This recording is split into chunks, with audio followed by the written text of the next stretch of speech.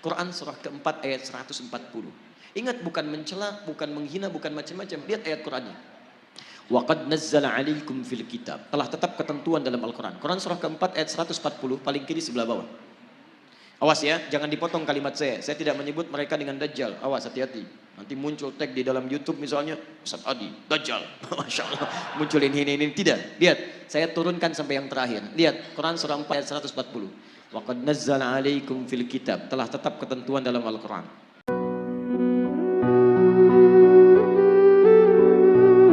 Bismillah. Ustaz, Waalaikumsalam warahmatullahi wabarakatuh. Apa makna sebenarnya dari ihdinas siratal mustaqim? Taib. Ihdinas siratal mustaqim. Kita lihat tafsiran-tafsiran para ulama di sini.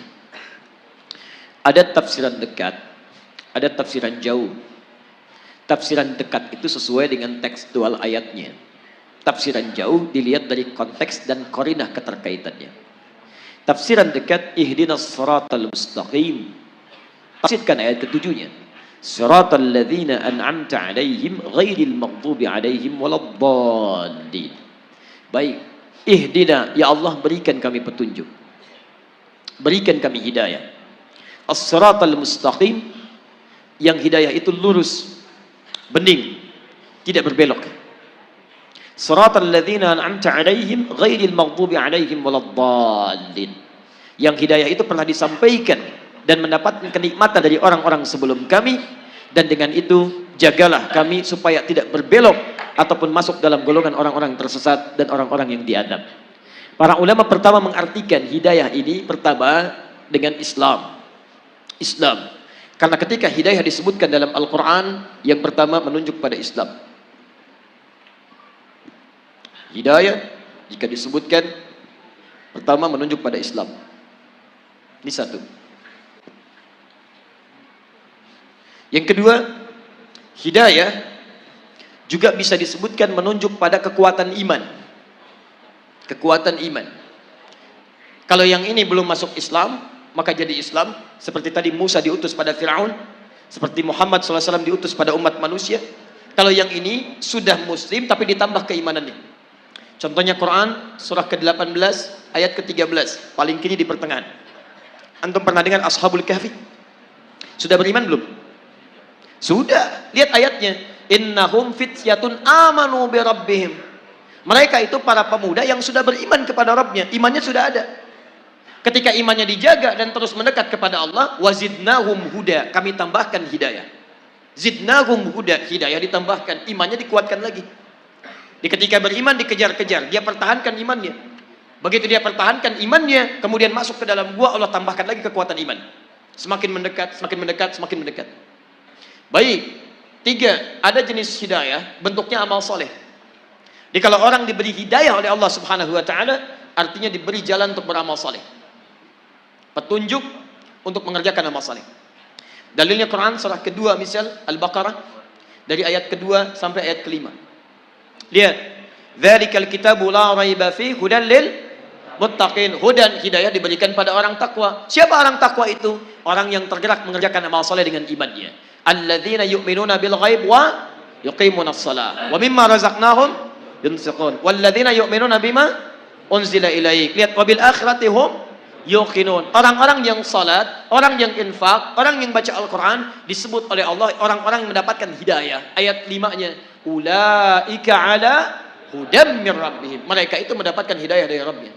Makanya antum ketika, maaf ya, kalau kita mendapatkan hidayah dari Allah, maka seluruh tubuh kita akan tergerak beramal soleh. Bisa. Di antara makna hidayah penambahan iman. Apa fungsi mata? Melihat. Tuh, sudah keliru. Mata itu bukan melihat. Mata itu fungsinya bukan melihat. Kalau cuma melihat, kambing melihat. Elang melihat. Dan saya sering katakan mata elang lebih tajam daripada mata antum. Elang naik ke udara, di langit dia melihat anak ayam, kelihatan oleh dia, diterjang, diambil. Antum naik pesawat ke udara, anak antum nggak kelihatan di bumi. Tapi mata elang tidak dihisap, mata antum dihisap. Quran surah 17 ayat 36. Inna sam'a wal basara wal fu'ada kullu ulaika kana anhu mas'ula. Telinga, pandangan, apa yang kita fikirkan akan dihisap oleh Allah. Karena mata kita dihisap, fungsi mata kita bukan melihat. fungsi mata kita melihat yang baik-baik. Quran surah 24 ayat 30 untuk laki-laki, ayat 31 untuk perempuan. Qul lil mu'minin, lihat, ketika fungsi mata disebutkan, imannya dulu disebutkan.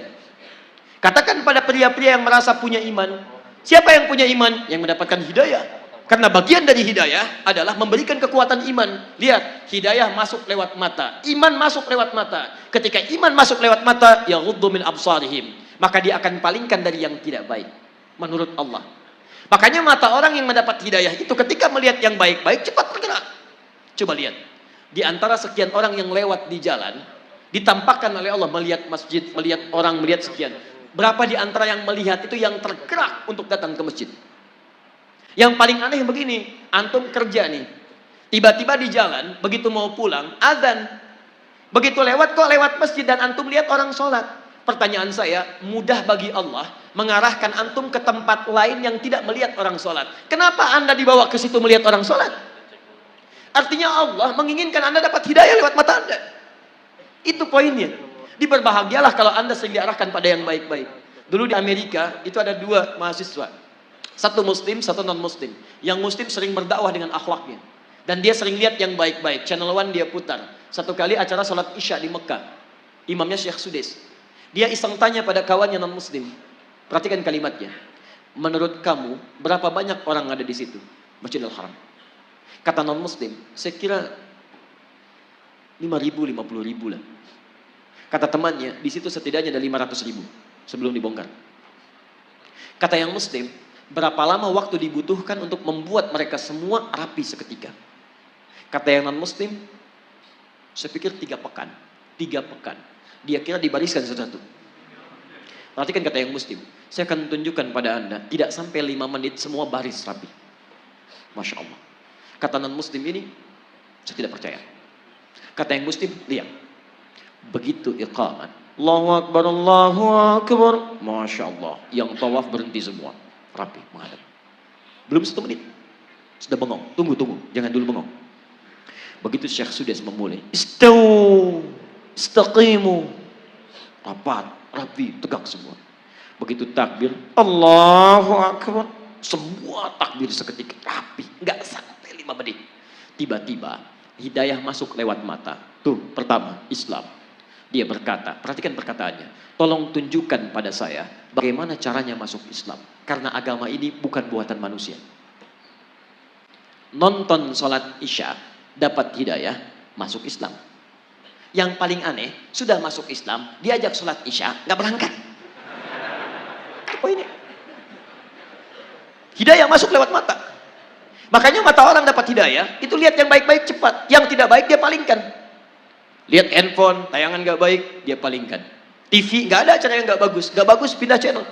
Majalah nggak ada yang dibawa yang nggak baik-baik, yang baik semua baik. Makanya kalau antum sering lihat yang baik-baik, yang halal-halal, yang haram, antum nggak akan peduli. Seorang suami yang selalu menatap istrinya yang halal, maka matanya tidak akan pernah diarahkan pada yang haram. Demikian pasangan, demikian kehidupan, dan cepat bahkan istighfar dia. Kalau dia sudah jadi penghuni surga, lisannya cepat istighfar. Quran surah ketiga ayat 133. Wasari'u ila maghfirah. Perhatikan, ada calon penghuni surga seluas langit dan bumi, orang takwa itu cepat beristighfar. Begitu dia lihat tayangan yang tidak baik, dia palingkan, lisannya istighfar, astagfirullah. Dan cepat, antara lisan dengan mata itu seimbang, palingkan, astagfirullah. Nggak ada yang terlambat, astagfirullah. Nah, itu belum. Jelas ya? Jadi ihdinas siratal mustaqim bisa dipahami sebagai bimbingan dari Allah supaya mendapatkan keislaman, bisa peningkatan iman, bisa peningkatan amal saleh, ya, bisa petunjuk pada yang baik-baik. Tayyib ihdinas siratal mustaqim, yang tidak berbelok, yang lurus, yang baik, yang tegas, yang nyaman, dan inti paling besar itu Al-Qur'an. Nanti tafsir siratal ladzina an'amta 'alaihim ghairil maghdubi 'alaihim ditafsirkan di Quran surah keempat ayat 69. Yaitu ada para nabi, ulaika ma'al ladzina an'ama Allahu minan nabiyyina was-siddiqina wasyuhada was-salihin. Jadi kalau antum ingin seperti orang-orang mendapatkan hidayah, ikuti manhaj para nabi, ikuti orang-orang saleh, ikuti jejak para syuhada, ikuti orang-orang jujur. Maka bagaimana caranya? Wa may yuti'illaha war rasul. Ikuti Allah dan Rasul. Itu caranya. Ya. Jadi asal katanya sebetulnya kalau secara bahasa tafsiran ini tidak dekat kepada tunjukkan jalan yang lurus. Ya, tapi itu kadang sering dipakai. Saya pernah tugas di Saudi, di Mekah tahun 2010. Itu ada sebagian jamaah yang tersesat dari maktabnya. Tapi saya yakin bukan orang Medan. Kemudian dia bingung kembali, nggak tahu jalan. Lihat askar Saudi, dia nggak bisa bahasa Arab. Askar nggak bisa bahasa Indonesia, nggak nyambung dua-duanya. Maka dia teringat ayat ini, Masya Allah. Pak, ihdinas siratal mustaqim. Tunjukkan kami jalan yang lurus. Askarnya nggak bisa bahasa Indonesia, pakai bahasa Arab nggak nyambung. Paling cepat askarnya teruskan ayatnya. Siratal ladzina an'amta 'alaihim ghairil maghdubi 'alaihim waladdallin.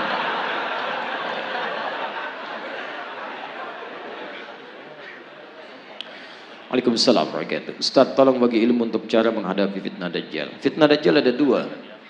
Ada Dajjal dan Masih Dajjal. Dajjal misal, ada Masih Ad-Dajjal. Beda. Kalau Masih Ad-Dajjal itu makhluknya, tanda akhir zaman. Kalau Dajjal disebutkan itu biasanya sifat-sifat yang menyerupai sifat Dajjal. Contoh, kita ambil misalnya di hadis riwayat Muslim. Di kitabnya halaman 111, jilid pertama, posisi paling kiri sebelah atas, bab yang keempat, hadis nomor 6. Riwayat hadis Abu Hurairah radhiyallahu taala anhu. Kalau ingin mirip bukunya, cari syarah saya Muslim, syarah Imam An-Nawawi. Saya punya 9 jilid warna biru dongker, cetakan tahun 2002. Saya beli 26 Juli di Husainiyat di Mesir, cetakan Darul Hadis. Lihat baik-baik hadisnya. Sayati akan datang alaikum pada kalian semua fi akhir zaman, di akhir-akhir masa kehidupan, dajjaluna kadzabun. Disebutkan dajjal, jamak lagi bentuknya. Para dajjal, kadzabun yang terbiasa berdusta. Baik. Apa dustanya? Ternyata bukan urusan dunia. Kalau dusta urusan dunia, zaman jahiliyah juga sudah ada. Coba lihat, orang jahiliyah dusta, makanya turun ayat wailul lil mukadzibin, celaka para pendusta. Orang jahiliyah curang dalam bisnis, turun ayat wailul lil mutaffifin. Bukan urusan itu. Dustanya yuhadditsunakum bima lam tasma'uhu wa la yasma'unahu aba'ukum. Mereka akan banyak berdusta tentang urusan agama kalian. Mereka pandai bicara kepada kalian, menyampaikan sesuatu yang kelihatan benar, padahal itu begitu mengagetkan. Keluar dari tuntunan agama. Jangankan engkau yang kaget saat mendengarnya, orang dulu pun kalau ikut dengar, ikutan kaget. Ikutan kaget. Nah teman-teman, di antara makna Dajjal itu membuat fitnah. Fitnah yang mengeluarkan orang dari keyakinan kepada Allah Subhanahu wa taala. Nah, ada kata Allah, itu bukan bentuk Dajjal aslinya, tapi sifat-sifatnya. Baik, saya mau tanya pada Anda, kalau seseorang membuat kagum, membuat suatu dahsyat, bisa mempengaruhi, pintar atau bodoh? Pintar. Makanya ada yang menafsirkan hadisnya, salah satunya orang-orang pintar. Tapi dengan kepintarannya dia bicara masalah-masalah agama, tapi tidak ada ilmu di dalamnya, malah mengeluarkan orang-orang dari keyakinan kepada Allah. Maka kalimatnya bisa membuat orang kaget. Jangankan orang itu, kata Nabi, orang dulu pun kalau dengar itu akan ikutan kaget. Contoh, Quran surah kedua Al-Baqarah ayat 204 sampai 207, paling kiri sebelah atas. Wa minan nasi may yu'jibuka qawluhu fil hayatid dunya wa yushhidullaha 'ala ma fi qalbihi wa huwa aladul khisab. Di antara manusia ada orang yang kalau bicara kata-katanya menarik, retorikanya cantik, kadang-kadang bawa ayat-ayat Allah, tapi hati-hati, mereka itu musuh yang paling jahat. Pernah dengar kalimat ini? Semua agama itu sama. Ya, sama. Menuju pada Tuhan yang satu, mengajarkan pada kebaikan. Semua agama sama, nggak ada bedanya. Pernah dengar kalimat itu? Saya pertama dengar, kaget Pak. Bahkan waktu ada bukunya Fikih Lintas Agama, itu saya beli, saya lihat Allahu Akbar. Ulama caci maki, Imam Syafi'i caci maki, macam-macam caci maki. Ambil potongan ayat-ayat Quran. Saya pikir ini siapa ini orang? Begitu saya ingat hadis ini, saya baru sadar, Allahu Akbar. Kita bermohon kepada Allah kebaikan. Jangankan kita, kalau orang dulu termasuk jahiliyah dengar kalimat ini, ikutan kaget Pak. Saya kasih contoh begini. Dulu beberapa utusan pemuka datang pada Nabi malam-malam. Kata mereka, ya Muhammad SAW, kita memang beda. Lihat kalimatnya, kita memang beda. Mereka sebodoh-bodohnya orang jahiliyah masih ngaku kita beda. Hanya perbedaan kita tidak harus menjadikan kita berselisih. Gini aja deh. Kami malam ini nyembah Tuhan kamu, kamu besok nyembah Tuhan kita. Setelah kalimat ini keluar, turun satu surah, Qul ya ayyuhal kafirun. Katakan, hei orang-orang kafir. Kafir itu dari kata kafara. Kafara diserap ke dalam bahasa Inggris di kafir. Ya, bahasa Inggris banyak yang mengambil dari bahasa Arab. Gula, sugar, dari sukar. Kopi, kafi. Kohwa, dari kahwa. Kucing, cat, dari kitun. Kitun, itu kucing rumahan. Ya, kitun. Kalau kucing liar, hurrah. Kecilnya hurairah. Kitun, kucing rumahan. Diambil cat. Sekarang jadi kitty, kucing rumahan. Hello Kitty, jadi spray, jadi bantal, jadi macam-macam. Ya. Kembalikan. Kafara, kafara, ketutup. Yang tertutup. Orangnya kafir yang menutup diri. Jadi misal, ini misalnya spidol. Tertutup begini, ini cover, ada cover, tertutup. Buku ada covernya, isinya tidak bisa kelihatan. Kalau saya sengaja menutup diri supaya tidak kelihatan, saya balik ke sini misalnya. Kelihatan saya, ada penampakan, ya kan? Nah itu, nah ini kafir, orangnya kafir. Kafir itu yang menutup diri. Sopan bahasanya. Makanya ketika orang Arab ini orang Arab fasih, paham bahasa Arab, ngerti bahasa Arab, dipanggil kafir oleh Quran, mereka nggak marah. Kenapa? Bahasanya sopan. Hei orang-orang yang masih menutup diri dari hidayah. Kami memang masih menutup diri kok. Maaf saya lompat sebentar. Maksud saya gini, zaman ini agak aneh sebetulnya. Ada orang Arab, asli Arab, paham bahasa Arab, paling fasih bahasa Arab. Disebut kafir, gak marah. Orang sekarang, bukan orang Arab, gak tahu bahasa Arab, gak fasih bahasa Arab, disebut kafir. Apa? Masya Allah. Ya. Kita masih lembut Pak. Kita tuh halus, Islam tuh halus. Ya. Jadi mohon maaf, antum tuh makhluk halus sebetulnya, lembut. Baik, lembut baik, kata-katanya baik. Kalau antum kasar, antum bukan muslim antum. Makanya semua orang lain lembut. Kita pun kalimat-kalimatnya lembut. Coba bandingkan. Saya punya koleksi beberapa kitab yang lain, tapi nggak perlu saya sebutkan. Di satu kitab, orang yang tidak sekeyakinan itu disebut dengan domba, tersesat lagi. Domba-domba yang tersesat. Kita masih halus tuh menggunakan kata kafir. Tapi ini perbandingan. Kalau tidak sepakat kita dialogkan ya. Dia jangan cepat marah. Saya pulang dari sini jadi tersangka lagi gitu. Nah, sekarang lihat. Kata orang jahiliyah ini, kita memang beda. Sejahiliyah-jahiliyahnya dia mengatakan kita beda. Kenapa ada orang pintar yang setelah keluar dari jahiliyah, dia mengatakan semua agama sama. Itu kalau kedengaran orang jahiliyah, ikutan kaget mereka. Sebodoh-bodohnya orang jahiliyah mengatakan kita beda. Makanya ketika risalah Islam datang, mereka merasa ini beda. Ada perbedaan. Ada penolakan dari mereka karena berbeda. Orang sekarang tiba-tiba, Masya Allah. Saya katakan kepada anda, maaf ya. Yang bilang semua agama sama, itu pintar atau bodoh? Bodoh. Baik, gelarnya ada enggak? Mana ada orang bodoh punya gelar? Lihat S1, S2, S3. Masya Allah, sampai S-nya banyak, dingin, kan macam-macam. Belajar keluar dan sebagainya. Tiba-tiba pulang-pulang, mengatakan semua agama sama. Baik, ini menunjukkan ada sesuatu yang salah di situ. Nah, sifat-sifat ini disebut oleh Nabi SAW. Sesungguhnya sifat-sifat yang tidak baik, yang hanya dimiliki oleh Dajjal. Makanya pada orang-orang seperti ini, kita didorong oleh Al-Quran untuk bisa satu. Quran surah keempat ayat 140. Ingat, bukan mencela, bukan menghina, bukan macam-macam. Lihat ayat Qurannya. Waqad nazzala 'alaikum fil kitab. Telah tetap ketentuan dalam Al-Quran. Quran surah keempat ayat 140, paling kiri sebelah bawah. Awas ya, jangan dipotong kalimat saya. Saya tidak menyebut mereka dengan Dajjal. Awas, hati-hati. Nanti muncul tag di dalam YouTube misalnya, Ustaz Adi, Dajjal. Masya Allah. Muncul ini. Tidak. Lihat, saya turunkan sampai yang terakhir. Lihat, Quran surah 4 ayat 140. Waqad nazzala 'alaikum fil kitab. Telah tetap ketentuan dalam Al-Quran. An idza sami'tum ayatillahi yukfaru biha wa yustahza'u biha. Kalau ada orang-orang yang mengingkari isi Al-Quran atau mengolok-olok isinya, ngolok-ngolok, mengingkari, macam-macam, membelok-belokkan dan sebagainya sampai ke level yang tadi. Lihat baik-baik. Fala taqudu ma'ahum. Satu, kata Quran, cukup jangan buang-buang energi untuk mencela, membuli dan sebagainya. Cukup tinggalkan mereka. Sudah. Antum terlalu buang energi antum yang mahal. Lebih baik kalimat antum dipakai baca Al-Quran. Tulisan antum tulis status yang baik-baik daripada merespon mereka. Gak ada kerjaan. Jangan kasih panggung kata Al-Quran. Ceramah nggak usah diundang, bukunya nggak usah dibaca, radio nggak usah didengar, isolasi dulu. Dan hebatnya Al-Quran memberikan sikap demikian, bukan untuk merendahkan yang dimaksudkan, supaya dia sadar saking sayangnya Allah. Hatta yakhudu fi haditsin ghairi, sampai dia sadar bahwa dia isolasi orang lain itu karena ada yang menyimpang dari dirinya. Saking sayangnya Allah tetap diberikan hidayah, cuman mau ngambil atau enggak. Sampai dia tobat, kata-katanya baik, baru kita kemudian ambil kebaikan-kebaikan darinya. Jadi kalau ada yang demikian disebut oleh Nabi sebagai sifat-sifat Dajjal, sifat itu harus kita keluarkan kalau kita sayang dengan saudara kita doakan dia tapi tinggalkan semua hal yang terkait dengan dia. Tinggalkan. Innakum idzam mithluhum. Kalau antum ikuti mereka, dengarkan pernyataannya, ikut kelasnya, baca bukunya, lama-lama antum seperti mereka juga nantinya.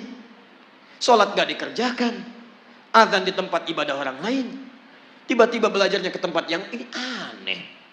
Negara kita itu menjamin kemerdekaan tiap-tiap penduduk untuk beribadah. Kita harus hormati yang lain. Cuman di Islam gak boleh ada kaidah, jangan paksa. Quran surah 2 ayat 256 paling kiri sebelah bawah. La ikraha fid din. Antum gak boleh paksa orang lain pindah agama. Gak boleh, dosa antum. Kita tawarkan yang baik-baik.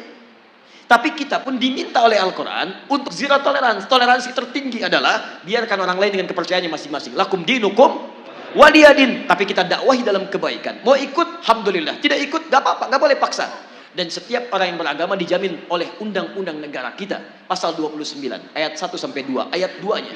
Negara menjamin kemerdekaan tiap-tiap penduduk untuk memeluk agamanya masing-masing. Dan beribadah menurut agama dan kepercayaannya itu. Beribadah menurut agama dan kepercayaannya itu. Kita saat beribadah kepada Allah, keyakinan pertama, yakin Islam yang paling benar. Itu ibadah tertinggi kita. Ibadah lisan. Turun Quran surah 3 ayat 19, paling kiri sebelah atas. Inna dina indallahil Islam. Makanya ketika seorang mengatakan Islam yang paling benar, satu, dibenarkan oleh Quran, dijamin oleh undang-undang. Tidak salah untuk mengatakan Islam yang benar.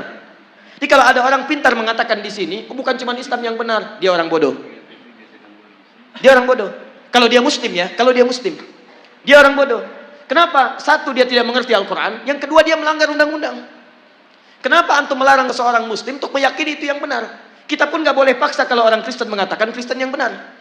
Hindu mengatakan Hindu yang benar, itu keyakinan dia. Tugas kita cuma berdakwah, menyampaikan risalah. Mana di antara kebenaran itu yang menuju kepada Tuhan yang paling benar? Sampaikan kebaikan. Tapi ketika seseorang muslim mengatakan cuma Islam yang benar dan dipersoalkan itu, artinya satu, dia tidak mengerti Al-Quran, yang kedua dia melanggar undang-undang. Dan yang paling dahsyat disebut oleh Al-Quran, kalau antum ikutan yang seperti itu, lama-lama iman antum luntur, antum hilang kemudian keimanan kepada Allah Subhanahu wa taala. Orang seperti itu disebut oleh Quran langsung dengan munafik dan akan masuk neraka jahanam yang pertama kali. Jadi penghuni neraka jahanam bukan orang kafir pertama kali, orang munafik. Lihat ayat ujungnya. Innallaha jami'ul munafiqin wal kafirina fi jahannam jami'a. Maka Allah akan himpun orang munafik ini bersama orang kafir di neraka jahanam. Munafik disebut dulu baru orang kafir, neraka jahanam. Ya, maaf ya kalau urusan akidah saya tegas saya tidak ingin ada sahabat-sahabat saya, saudara saya kemudian terperosok dalam keburukan. Karena itu kalau ada yang menyimpang seperti itu, jangan dulu kita keluar kalimat yang tidak bagus, tidak, kita doakan, solasi, arahkan pada kebaikan. Dia ikut, alhamdulillah, tidak ikut, biarkan. Nah itu yang terbaik. Jelas ya? Halo, kenapa tegang begini? Wah, 7 menit lagi. Waalaikumsalam warahmatullahi wabarakatuh. Ustaz, ada seorang perempuan yang pernah menikah, tapi akhirnya dia bercerai, alias dia janda. Kemudian dia menikah lagi, tapi kawin lari. Capek. Orang menikah itu diam, maka dikawin sambil lari, bingung saya. Tidak disyariatkan kawin lari itu. Penghulunya juga bingung. Saya nikahkan engkau, Masya Allah. Saya terima nikahnya. Ada-ada aja. Kadang-kadang manusia itu dikasih yang nyaman, pilih yang susah. Dan dia dinikahkan oleh orang lain, sedangkan wali sahnya masih ada. Bagaimana hukum menikah seperti itu? Teman-teman sekalian, pernikahan itu diikat oleh beberapa ketentuan. Ketentuan-ketentuan dimaksud ada yang menjadi rukun. Di antara rukun-rukun itu, pertama ada yang menikahnya, laki-laki, perempuan. Jadi kalau menikahnya itu laki-laki, perempuan, jelas tidak sah pernikahannya. Kedua, ada wali nikah. Wali nikah itu bagi yang masih gadis itu mutlak, bagian terdekat dari dirinya. Orang tua, ayah masih ada. Kalau ada itu ayah. Tidak ada kerabat terdekatnya, pamannya, kakaknya, atau adiknya, atau yang paling dekat. Dan wali ini fungsinya bukan hanya menikahkan, tapi menjadi jalur konsultasi jika ada hal-hal terjadi di rumah tangganya. Karena itu wali akan memberikan perlindungan pada perempuan supaya berpikirnya matang. Quran surah kedua ayat 221, paling kanan sebelah atas. Wala tankihul musyrikati hatta yu'minna. Jangan kamu laki-laki menikah dengan perempuan musyrik sampai mereka beriman. Wala amatun mu'minatun khairum min musyrikati walau a'jabatkum. Perempuan mukmin yang biasa-biasa saja lebih baik dibandingkan dengan musyrik walaupun dia memikat hati. Wala tunkihul musyrikina hatta yu'minu. Lihat kalimatnya. Kalau menuju pada laki-laki, kata Quran, jangan menikah. Tapi untuk perempuan, jangan nikahkan anak perempuanmu. Wala tunkihul musyrikin, jangan nikahkan anak perempuanmu kepada pria musyrik. Jadi yang dituju itu walinya. Ayat ini tegas, kata para ulama, menunjukkan bahwa jika ada perempuan, gadis, ya ini gadis, belum masuk ke janda, gadis khususnya, akan menikah, maka tidak sah pernikahannya sebelum kemudian dia diputuskan oleh walinya. Putuskan itu maksudnya bukan memutuskan pernikahan dan sebagainya, membimbing pernikahan dia menjadi wali darinya. Jadi tidak boleh dia menikahkan dirinya sendiri, supaya dijaga kehormatannya, dijaga dia. Dan apa fungsi terbaiknya? Quran surah keempat ayat 35, paling kiri di pertengahan. Wa in khiftum shiqaqa bainihima fab'athu hakaman min ahlihi wa hakaman min ahliha. Kalau di rumah tangga terjadi cekcok luar biasa yang menjadikan tidak bisa diselesaikan oleh kedua suami istri itu, maka konsultasilah kepada wali, hakim yang paling bijak. Siapa yang paling bijak? Yang paling bijak, yang paling bagus adalah yang Anda tunduk jadi wali yang menikahkan Anda. Karena itu yang paling dekat dengan Anda, yang paling mengerti Anda. Makanya ketika seseorang menikahkan, itu hati-hati. Bukan cuma mengatakan, saya nikahkan kau begini-begini, tapi ketika punya persoalan, dia harus jadi bagian dari itu untuk konsultasi dan sebagainya. Makanya saya ingatkan pada perempuan-perempuan, jangan anggap enteng wali, yang penting nikah. Tidak. Wow. Walinya siapa? Pengennya sih wali Songo. Oh, wali bagus. Tidak bisa. Ada wali bagian kerabat Anda. Jadi jangan anggap enteng, Anda sudah kawin lari, capek, gak ada wali dan sebagainya gitu kan. Repot. Ini bagian pertama. Kemudian ada mahar. Kemudian saksi, minimal 2 orang saksi di tempat yang sama. Kalau ini terjadi maka sah pernikahannya. Sekarang statusnya bagaimana dengan janda? Sebagian ulama mazhab mengatakan seorang janda maka dia tidak harus minta izin kepada wali atau keluarga terdekatnya, baik ayah, ibu dan sebagainya. Dia punya hak karena pernah menikah, dia punya hak di situ untuk bisa mengajukan pernikahan, sekalipun kemudian tidak harus izin dari keluarga terdekatnya. Tapi tetap pengetahuan dengan kerabatnya, wali dan sebagainya, itu harus ada. Komunikasi, kebaikan-kebaikan dan sebagainya. Kenapa? Karena khitabun nikah, perintah pernikahan itu tujuan utamanya melahirkan sakinah.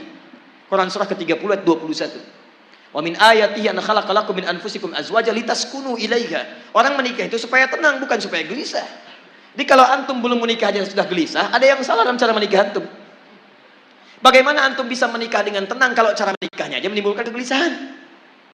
Makanya sekalipun para perempuan yang sudah pernah menikah punya hak misalnya secara pribadinya untuk dia bisa menikah dengan yang dia pilih, tapi tetap tidak mengurangi 2 hal. Dia harus berkonsultasi, dia tanyakan, dan dia minta perwalian. Jadi tidak menggugurkan hak walinya. Cuman dia punya hak untuk menikah, mengajukan pernikahan, tapi tetap tidak menggugurkan hak walinya. Dia harus dinikahkan oleh orang lain. Siapa itu? Kalau ada kerabat terdekat, ambil kerabat terdekat. Kalau kemudian kerabat terdekat tidak ada, maka silahkan cari wali-wali hakim yang bisa mewakilinya. Dari KUA atau yang lain-lainnya. Tapi maaf sekali lagi, kalau terjadi pernikahan yang seperti tadi, nikahnya sah kalau rukunnya terpenuhi, tapi dia bermaksiat kepada Allah Subhanahu wa taala. Nikahnya sah, tapi dia bermaksiat kepada Allah Subhanahu wa taala. Baik, dan saran saya sederhana. Datangi orang tuanya, datangi kerabatnya, ya, kemudian minta restunya, minta maafnya, dan mohonkan ampun kepada Allah Subhanahu wa taala dalam kebaikan. Tapi ada kasus yang dibenarkan pernikahan seperti itu jika memang kondisi-kondisi dari wali terdekatnya, satu, menjauhkan dia dari Allah Subhanahu wa taala. Ada ancaman yang membahayakan bagi agama dan kepercayaannya. Misal, dia beda agama, seorang anak. Kemudian ketika dia pindah agama, dia mau menikah, diancam oleh orang tuanya. Kalau kamu kemudian mau saya jadi walinya, kamu harus kembali kepada agama kamu. Kalau tidak, kamu begini atau menghadapi siksa, maka dia boleh meninggalkan itu. Kemudian dia menikah dengan apa yang ia pilih dan menjadikan yang lain sebagai walinya. Misal ustadz tertentu atau dari KUA atau sebagainya. Saya tidak tahu kasus spesifiknya yang mana ini yang dimaksudkan. Tapi kalau misalnya, mohon maaf, yang dimaksudkan yang pertama, maka saran saya supaya bisa kembali kepada walinya, kemudian dia meminta maaf dan bersama-sama beristighfar kepada Allah Subhanahu wa taala. Kalau nikahnya sah sepanjang rukunnya terpenuhi, tapi sekali lagi dia bermaksiat kepada Allah Subhanahu wa taala. Dan ingat, di rumah tangga, hadis Al-Bukhari, buka di Al-Adabul Mufrad paling kanan sebelah bawah, ridha di rumah tangga jika orang tua masih ada, salah satunya ditentukan oleh ridhonya orang tua. Ridallahi fi ridal walidi wa sukhtullahi fi sukhtil walid. Allah Ta'ala alam bisawab. Bolehkah bermanja-manja dengan Allah? Terakhir, apa yang dimaksud bermanja-manja? Kalau yang dimaksud bermanja-manja dalam urusan positif, misal manja-manja dalam urusan ibadah, sangat dibolehkan.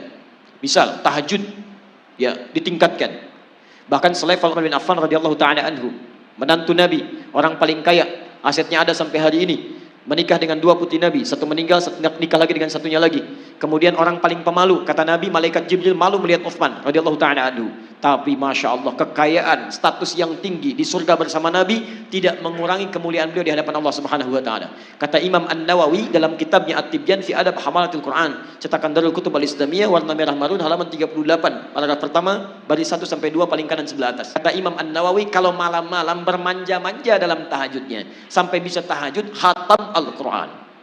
Khatam Al-Quran. Sahabat Nabi dekat dengan Nabi, menikah dengan dua putri Nabi. Paling pemalu, malaikat Jibril turun malu kepada Utsman. Tahajudnya bermanja-manja sampai khatam Al-Quran.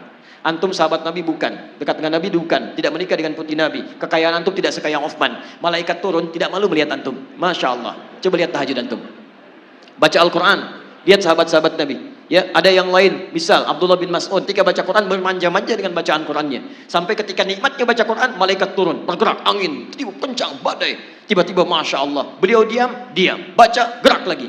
Bingung, datang pada Nabi, diadukan. Atan Nabi sallallahu alaihi wasallam. Apa kata Nabi? Atadri, tahukah engkau, ya Abdullah, ketika engkau sedang baca Al-Quran, saking bagusnya bacaan Quranmu, turun malaikat ingin mendengarkan bacaan Quranmu. Banyak yang turun, banyak turun. Masya Allah, bermanja-manja dengan bacaan Al-Qurannya. Karena itu seperti Abdullah bin Mas'ud, cuma satu di muka bumi. Bayangkan kalau semedan baca Qurannya seperti Abdullah bin Mas'ud, hancur semua medan ini, turun malaikat. Makanya saat antum baca Quran, gak ada yang turun malaikat. Cuma dicatatkan pahala antum insya Allah. Jadi silahkan bermanja-manja dalam urusan positif, tapi manja-manja dalam maksiat itu yang kita jauhi. Di maksiat antum jauhi, Allah tidak sukai. Mulai hari ini, ayo kita kembali pada Quran. Jadi orang baik dari ujung kepala sampai ujung kaki, dan itu insya Allah mengantarkan kita ke surga bersama keluarga kita. Ya, jadi saya tidak ingin dengar ada pengusaha dari sini jadi tidak baik. Baik, jangan terima hal yang tidak benar. Masuk ke ruang kerja, ada tiba-tiba uang, Pak, 10 juta Pak. Dari mana? Ya, untuk Bapak lah. Maaf, tangan saya sudah baik, jari tahiyat saya tidak akan pernah menerima maksiat. Ambil. Masya Allah. Pak, 100 juta Pak. Ya, saya istikharah dulu. Ya, Masya Allah tidak. Semua baik. Cukup ya? Ya, sudah jam 8 ini ya. Ada hak dari ustaz-ustaz lain untuk meneruskan. Saya kira saya cukupkan dulu teman-teman sekalian.